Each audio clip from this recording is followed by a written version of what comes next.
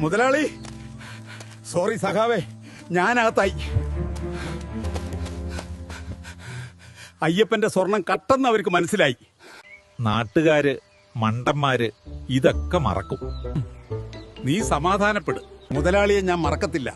എന്നെ ദേവസ്വം കമ്മീഷണറാക്കിയതും ബോർഡ് പ്രസിഡന്റാക്കിയതും മുതലാളിയാണ്. മുതലാളിക്ക് വേണ്ടി ഞാൻ ശബരിമലയിൽ സ്ത്രീകളെ വരെ കയറ്റി. വാസുക്കുട്ട, ഇപ്പൊ ഞാന് ഒരു സ്വർണ്ണക്കടത്തിൽ നിന്ന് കഷ്ടിച്ച് രക്ഷപ്പെട്ടേ ഉള്ളൂ. ഇതിൽ എന്റെ പേര് വരരുത്. ചത്താലും ഞാൻ പറയൂല.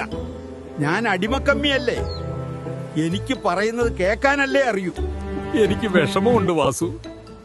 മുതലാളിക്ക് മോളോടും മരുമോനോടും മാത്രമേ സ്നേഹമുള്ളൂ എന്ന് നാട്ടുകാർക്ക് എല്ലാം അറിയാം. എന്തിനാ മുതലക്കണ്ണീര് മുതലാളി? നീ പേടിക്കണ്ട, നിന്നെ പുറത്തു കൊണ്ടുവരികയും ചെയ്യും. നിനക്ക് പുതിയ സ്ഥാനം തരുകയും ചെയ്യും. കണ്ണൂരിൽ ADM കേസ് അന്വേഷിച്ച പോലീസുകാരനെ നമ്മൾ സ്ഥാനാർത്ഥിയാക്കി.